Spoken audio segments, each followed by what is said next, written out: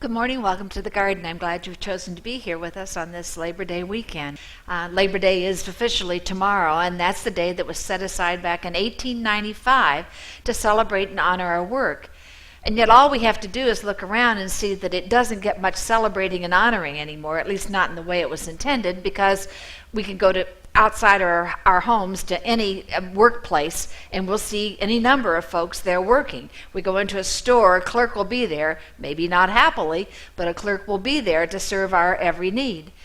And when we think about the workplace, sometimes people don't seem very happy about what they're doing in a particular job. Now I know that some of that has to do with the economic situation in which we find ourselves in this country, and well, actually globally, because some people have had to take jobs that really are not utilizing their gifts and their skills, but they have to do that to make ends meet.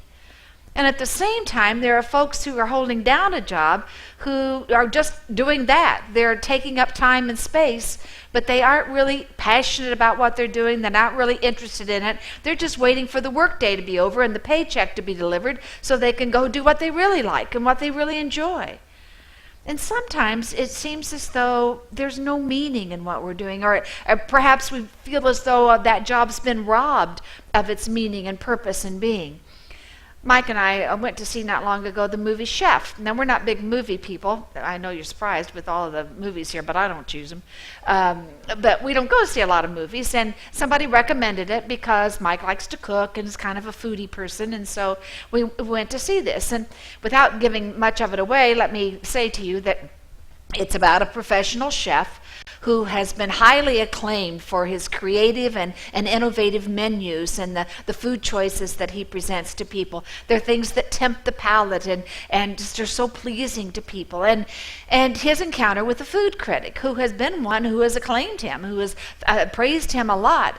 But the food critic is coming back to the restaurant where he's working, and he's all excited about doing something new and different. And the restaurant owner will have nothing to do with it. He doesn't want to take any chances, doesn't want to try to think anything creative. He just wants to do the same old, the tried and true menu. But that kind of takes the wind out of his sails, out of the chef's sails. Why should he put himself out? There's no passion in that. And it becomes boring and uninspiring and kind of intimidating. And so he's really kind of lost his passion for that work and really lost the reason he had been doing that work at all.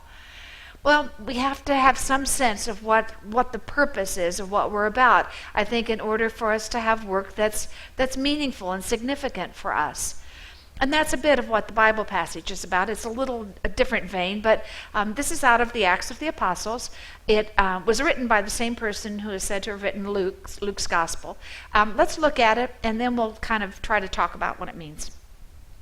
The congregation in Antioch was blessed with a number of preachers and teachers. One day, as they were worshiping God, they were also fasting as they waited for guidance, the Holy Spirit spoke. Take Barnabas and Saul and commission them for the work I've called them to do. So they commissioned them. In that circle of intensity and obedience, of fasting and praying, they laid hands on their heads and sent them off. Well, there's several elements here that I think we might want to pay attention to. For one thing, it was a group of the faithful gathered together.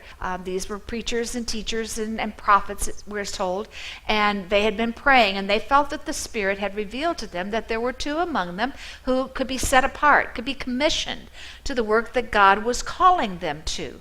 And so they performed a ritual that normally celebrates that kind of thing, the laying on of hands on their heads.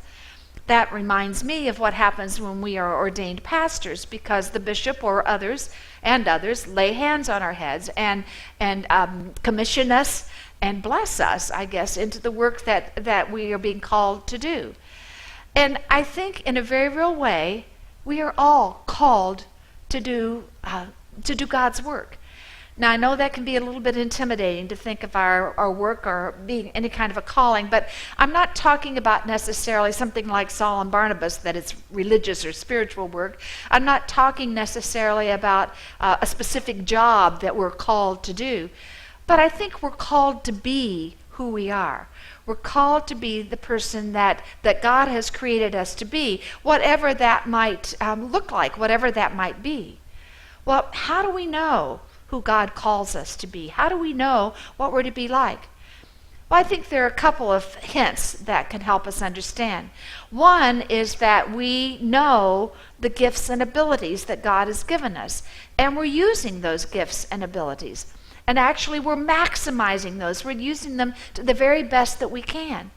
We know ourselves well enough, and we know if we're doing what we're really gifted at doing or not, if we're giving it our best or not.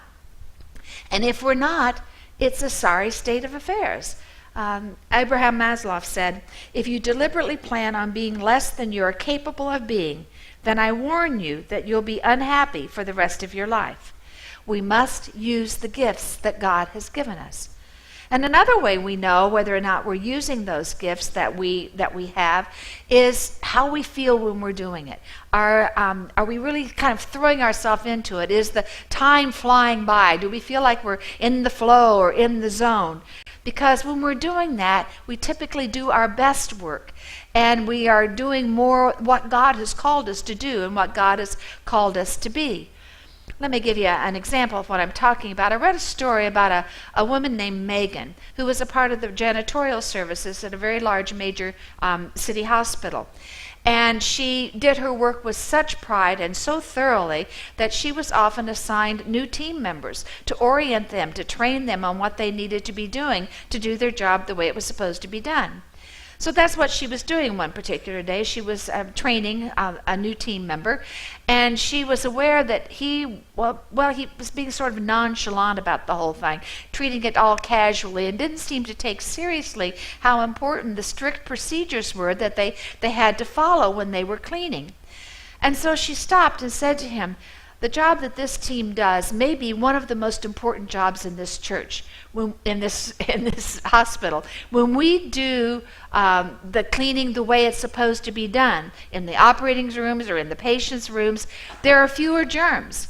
And when there are fewer germs, there are fewer secondary infections. And when there are fewer secondary infections, we have healthier patients. There is the potential of the work we do actually saving people's lives." You see, she understood what she was about. She saw the bigger reason, the bigger purpose in her job, and that's why she was able to give it her all. That's what she was trying to share with that new trainee. Well, let me ask a question. Whatever our jobs are, retired, active, whatever we're doing, why do our jobs exist? You know, there has to be a reason. It wouldn't just be there for no reason at all. Why do our jobs exist? Well, as I've tried to kind of peel away all the layers as we think about all the different kinds of things we do, it seems to me that our work exists in order for us to make things better for somebody else. That really, if you want to think about it, it's not just wait staff that are in the service industry or the hospitality people that are in the service industry. We are all about service. We are trying to give of ourselves to, in one way or another, make things better for someone else, to make it a little easier. So if we understand that, that is sort of a purpose that overrides everything else, the job and what we're about, because every one of those exists to do something that's good, that's helpful for somebody else. And I would like to suggest to you that if we can't love the work we do, we can, at the very least, work with love. We can throw ourselves into it, give it our wholehearted effort, not a half-hearted effort. We can really invest ourselves in what we're doing, and that way we can show that we work with love. We show love in everything we do. I happened to catch an interview of a food service worker in an inner city high school a while back.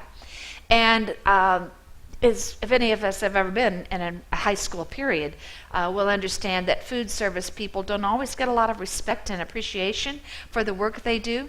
And that was sort of the line of the conversation that the interviewer was trying to have with this particular worker. And finally she kind of stopped him and looked him directly in the eye and said, "My job is important. Sometimes the meal those kids get at school is the only hot meal they have all day long. What I do is important." She understood that bigger reason for being, and she was able to do that job with love because she knew it was important for the well-being of those kids. Well, it really doesn't matter what we do. If we're a bank teller, if we are a software developer, if we work at a call center, if we are retired, if we're active in the work, it doesn't matter at all. Whatever we do, we all have tasks to do. We can do with great love.